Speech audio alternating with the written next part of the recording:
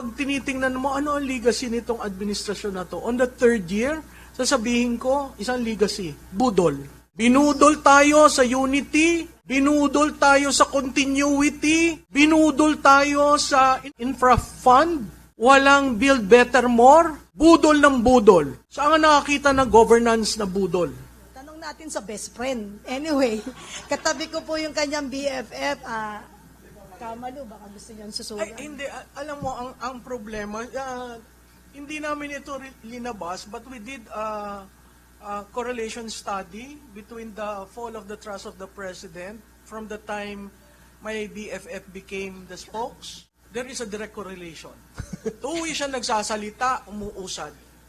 Tuwi, lahat ng banat niya, umuusad ang Pangulo. Kaya nga, ang parati kong sinasabi, ano ba itong ginagawa ninyo sa institusyon? Kasi ako, institutionalist ako eh. Katulad nung nagsalita si Colonel Odi, no? Institution. Pag binasa niya yung sinabi niya, wala naman siyang sinabing mag-resign ka. Kala ko nga, nung nabasa ko, sobra na, bakit wala yung pangatlo? Tapos yung una niyang sinabi doon na allegiance to the Constitution and to the Armed Forces of the Philippines. So ano ang kaso? Tama yung sinabi ni General Garcia eh. Anong kaso? At clear siya doon. Sabi ko nga, magaling ang nagsulat nito kasi linagyan ng personal. May word hong personal. Withdrawal. Hindi nga niya sinabing President Marcos eh. Mr. Marcos. Diba? So, yung makikita mo that it is a personal statement, bumalik siya, hindi niya sinabing naka-uniforme siya, yung respeto doon sa sundaluhan na andon. So ano yung pagkakamali niya? Parang yung pagposas kay General Pokis. Anong maling ginawa niya? Biro mo yung pamilya galing sa bakasyon, paglabas mo doon sa tube, na andun na yung mag-aaresto sa'yo at pinusasan. At imbis na dalhin sa korte para maibalik yung warrant, idinaan muna sa krame para magpiano. How do you treat? Bakit natin trinatrato ang mga opisyal nating ganon? Yung isa, reterido. Yung isa, active. So ang tanong ko dito sa administrasyon na ito, ganon ba ang tingin nyo sa mga taong nagsilbi? Itong si Colonel Odi yata malapit na mag-retire. Retiring ng May 21 or May 12? Oh, biro mo, at pag tiningnan ho nyo yung background ng tao, maa-amaze ka. Kasi talagang tinuturuan yung future soldiers, pagkatapos makikita mo kung saan siya galing, kung saan siya nakipaglaban. Nandun pa sa UN Peace Forces. Hindi ordinaryong tao si Colonel Odi para nyo ganyanin. Ngayon, dun sa mga iba na pumupukol na meron namang ibang mga kasundaluhan na opisyal na banat ng banat rin sa administrasyon dati, hindi ko alam anong pagkakaiba nun. Walang banat dun sa sinabi si Colonel Odi. Wala siyang personal na banat. Ang sinabi lang niya, personal withdrawal kay Mr. Marcos. Yun, ganun klarado. Anong mali doon? Dahil hindi tinawag na presidente? Ngayon lang nakikita kong pagkakamali dun sa maghuhusga sa kanya. Dahil tinawag Mr. Marcos, naasar siguro. Tapos sinabi niya, tama na, sobra na, paglaban ang Pilipinas. So, he didn't even say resign. He didn't even called for the soldiers or the rank and file to withdraw support. It was a personal decision. Parang yung mga tumatayo at nagsasalita sa administrasyon na ito, it is a personal decision. Alright mga kababayan, so bigyan natin ng komentaryo and also magbigay tayo ng personal opinion dito po sa nangyaring press conference po ng PDP Laban. At ang speaker nga po nila dyan ay si Prof. Malutikian, no, na isa sa pinaka-hinahangaan natin at pinaka-aabangan natin, no, na sa tuwing siya ay nagbibigay ng komentaryo or analysis sa mga nangyayari lalo na sa isyung pambansa ay talagang nakikinig talaga ako dito at talagang may mga kapupulutan ka talagang aral at hindi lang basta-basta opinion, no. So nakakapag-enlighten siya, no, ng ating kaisipan. So dito nga po sa kanyang naging pagsagot sa mga katanungan sa kanya ay hindi niya naiwasan na magbigay ng kanyang personal na opinyon na ang administrasyon ng Marcos nga mga kababayan ay isang malaking budol, no, dahil sa nangyayari ngayon sa ating lipunan.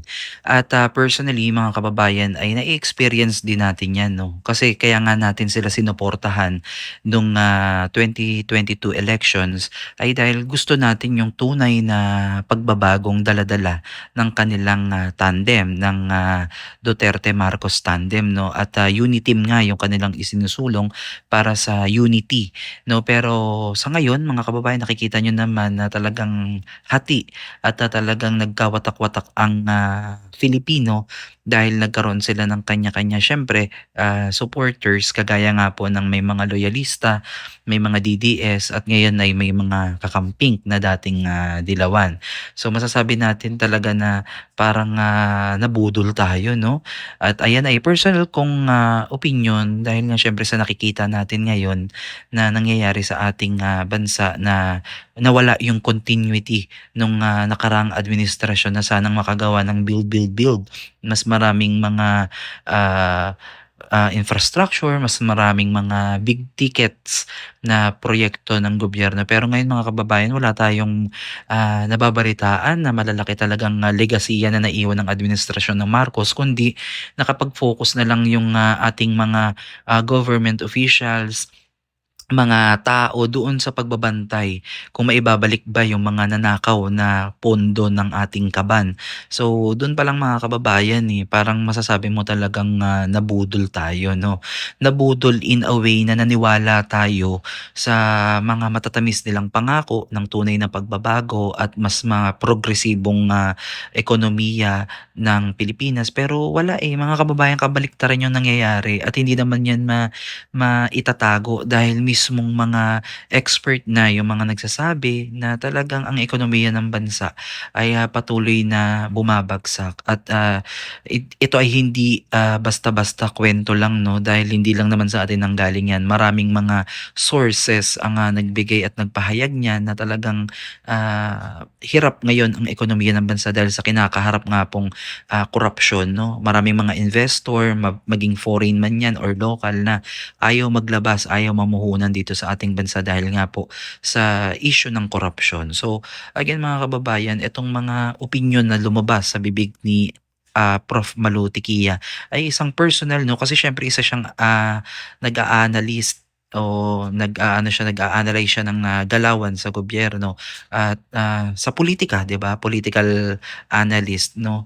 At higit sa atin, siya ay talagang maraming nalalaman, no, dahil talagang eksperyensado na tong taong ito.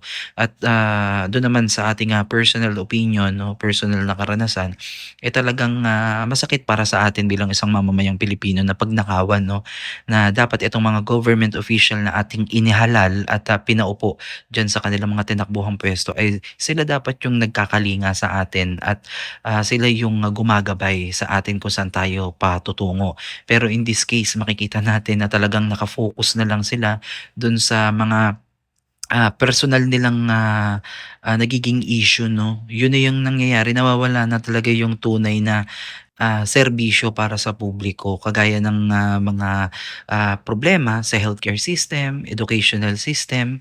Napakarami, no, na dapat pagtuunan ng pansin, pero yan ay bumabagal dahil nga syempre mas nabibigyan ng pansin, maging tayong mga Filipino ay na tayo, no, nakamasid na tayo sa ginagawa ng ating gobyerno. So sa kabilang banda mga kababayan ay hindi din naman nakaligtas itong si Anticlair, no, kahit hindi naman kasi nila pangalanan, obviously naman na itong taong to ang spokes lang naman, siya lang naman yung tagapagsalita ng Pangulo.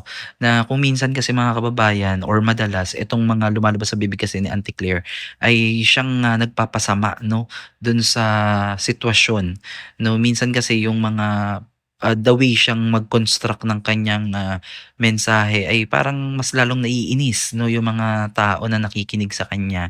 At maging yung mga tanong ng press kapag ino-observe mo, parang binabalik niya din yung tanong ng mga nagtatanong sa kanya. So yun yung nakakainis. Parang alam niyo yun, parang binabasag niya yung tanong at hindi niya direktang sinasagot. So hindi natin alam kung yan ba ay ipinag-uutos din sa kanya o sino ba yung nagbibigay ng script sa kanya o talagang ito ba talaga yung dapat niyang sabihin o dapat hindi sagutin. So kasi bilang spokes mataas yung expectation natin sa kanya, 'di ba? Dapat ginagawa niya na iangat at gawin niyang yung ginagawa ng administrasyon ng Marcos, no, na bigyan niya ng i-feed niya tayo na mamamayan kasi yun yung gusto natin, yung ano na yung mga latest update na nangyari sa ating bansa, ano ba yung mga achievements, ganun dapat, hindi yung parang ang nangyayari na kasi parang puro attack na lang sa kalaban, lalong-lalo na sa DDS, sa Duterte supporters, no, parang walang araw, walang interview siguro siya na hindi niya na-mention siguro, yung yung pangalan ng Duterte, grupo ng Duterte, supporters ng Duterte. So, ang pangit pakinggan 'no, bilang spokesperson na gano'n. Dapat ikaw ay, talaga, naka-focus ka dun sa ano yung mga magagandang achievement ng, administrasyon para yun yung yun yung maalala ng, mga tao. 'Di ba? So, wala, eh. So, ito yung nangyayari na, sa ating bansa dito sa malawakang korapsyon nga na nangyayari, talagang sa tingin ko kulang sa pangil 'no at, kamay na bakal itong administrasyon na 'to dahil hanggang sa ngayon mga kababayan, wala pa rin napapakulong na mga bigatin talaga 'no, yung mga sasabihin talaga nating mastermind dito sa malawakang korapsyon lalo na dito sa flood control scandal na wala pa ring napapanagot, puro mga small fish 'no ang mga nakulong at halos hindi naman natin kilala 'yan. Hindi na kung ikaw mag-iisip hindi naman magagawa ng mga tao na 'yan kung walang basbas ng mas mga nakakataas sa kanila. Kaya talagang, nais natin talaga yung, transparency and accountability. So kaya tayo nagkaroon ng reaction video ay para ilabas din natin yung ating, saloobin at sentimiento sa mga nangyayari sa ating lipunan. Kasi karapatan natin yan mga kababayan na mag-speak out 'no, ng ating, saloobin at nararamdaman sa kasalukuyang administrasyon. Kung may maganda mang ginawa sila, eh, palakpakan at kung may mga, hindi maganda tayong nakikita ay dapat i-call out natin sila para at least alam nila na mali yung kanilang ginagawa at hindi nagugustuhan ito ng nakakarami.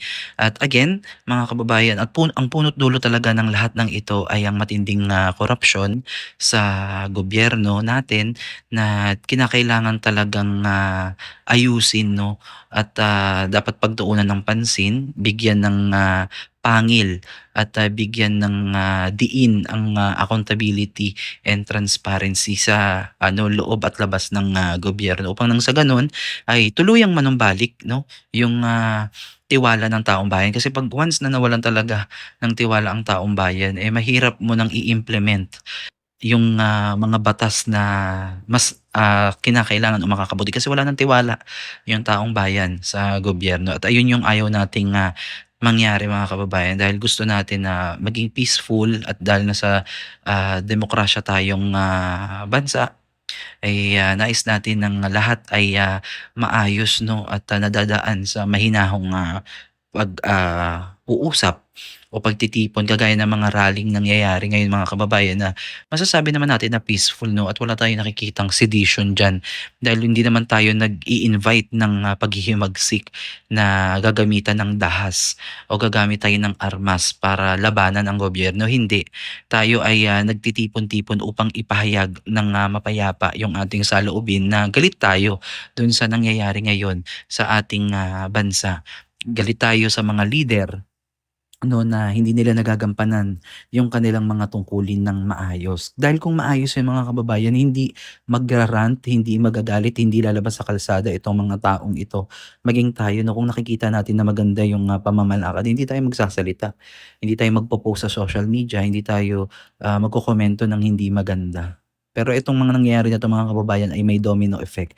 Kaya again, walang magandang magiging dulot ang korapsyon sa isang bansa sanhi lang 'to ng pagkakawatak-watak at, paghihina ng ekonomiya. So again, kailangang wakasan na 'to, tunay na reforma ang kinakailangan at, pagbibigay ng pagkakataon dun sa mga tunay na leader na talagang may malasakit, tunay na malasakit sa mamamayang Pilipino at sa bansang Pilipinas. So kung gusto niyo panoorin mga kababayan yung kabuoang video ng conference ng PDP ay bisitahin niyo po ang kanilang Facebook page para mas maintindihan niyo po yung kabuoang mensahe at konteksto ng kanilang naging talakayan doon. Muli maraming salamat at God bless po sa inyong lahat.